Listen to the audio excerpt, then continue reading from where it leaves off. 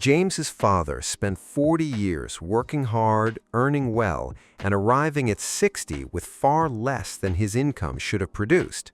Not because he gambled, not because he made one catastrophic decision, because he made a series of quietly expensive decisions, each one individually reasonable, each one invisible as a wealth killer at the time, that compounded across decades into a financial position that did not match the life he had worked to build. The dangerous wealth killers are never the obvious ones. The obvious ones are easy to avoid once you know they exist. The dangerous ones are the decisions that feel perfectly sensible, even responsible, while they are quietly draining the financial future you are trying to create. Here are the biggest ones most people encounter in their 20s and 30s and walk straight into without any warning. Wealth Killer 1. Building your career in the wrong location. The city you choose to develop your career is a financial decision disguised as a lifestyle one, and treating it as only the latter is expensive. Geography determines your starting salary, which becomes the baseline for every negotiation that follows throughout your career. It determines the density and quality of your professional network, which shapes the opportunities that find you. It determines the ceiling on what your skill set commands in the local market, and in many industries, that ceiling varies by hundreds of thousands of dollars in lifetime earnings, depending purely on location. James watched a close friend build 10 years of career in a mid-size market where his industry simply was not concentrated. His salary grew modestly, his network stayed thin. The opportunities that found him were proportional to the depth of the market he was operating in. A peer with comparable skills who moved to a major hub early had earnings by 35 that made the comparison almost uncomfortable to run. Location is adjustable. The cost of staying in the wrong one for the wrong reasons is real and compounding. Wealth Killer 2. Keeping too much cash beyond your emergency fund. An emergency fund is essential.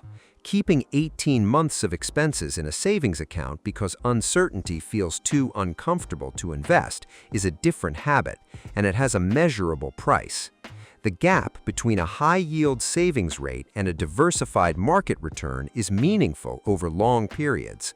Money sitting as excess cash beyond a rational emergency reserve is not resting safely. It is losing ground against inflation while foregoing the compounding it could be generating elsewhere. Over 2 decades, the opportunity cost of significantly over-hoarding cash represents real wealth that simply does not get built. The instinct behind it is understandable. The financial cost of it is not zero.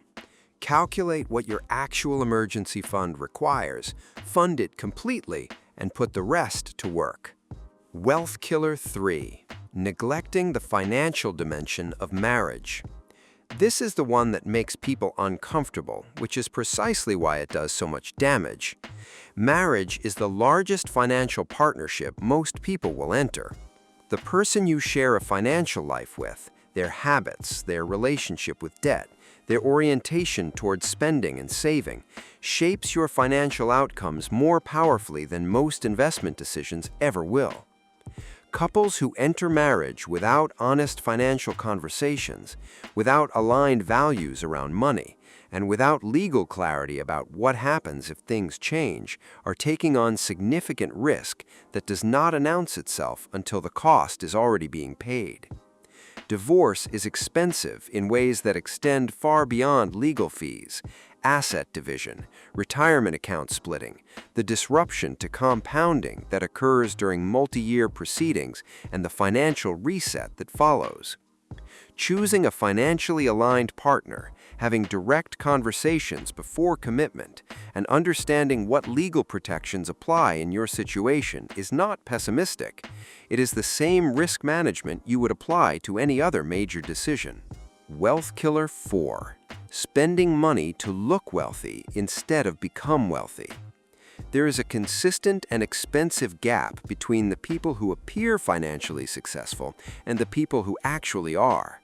The car financed over 7 years, the wardrobe spread across multiple credit cards, the vacation that will take 2 years to pay off.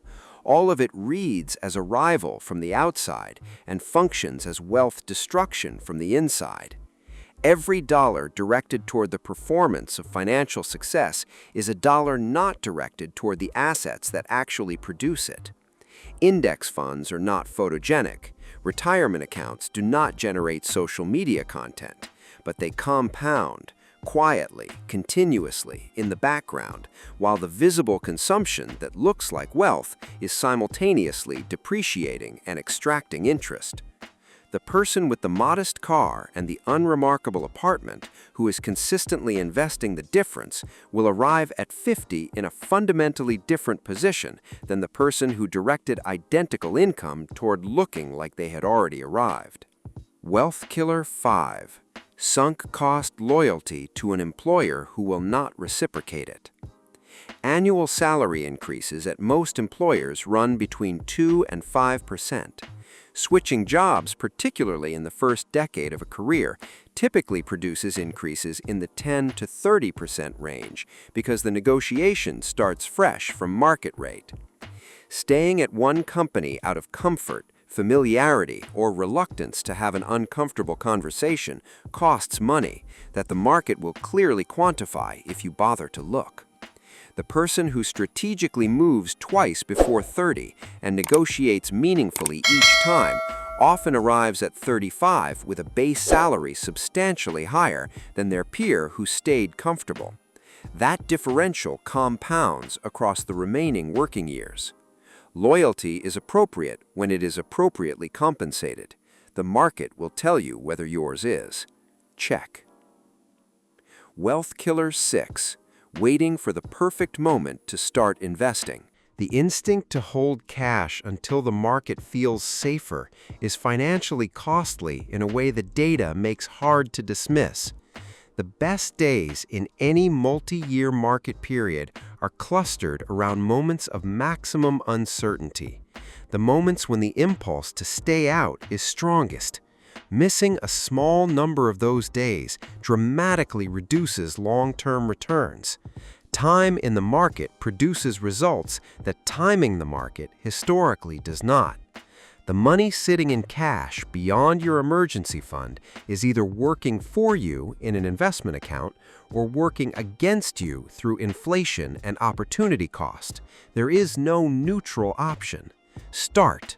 Automate it. Do not wait for conditions that feel better. The conditions that feel better tend to arrive after most of the recovery has already happened. Wealth Killer 7. High-interest consumer debt that never reaches zero. Credit card interest rates now exceed 22% on average. Any balance carried at that rate is compounding against you faster than most investment portfolios compound for you. The household carrying ongoing credit card debt is not managing a financial inconvenience, it is funding a mathematical certainty that compounds every month in the wrong direction.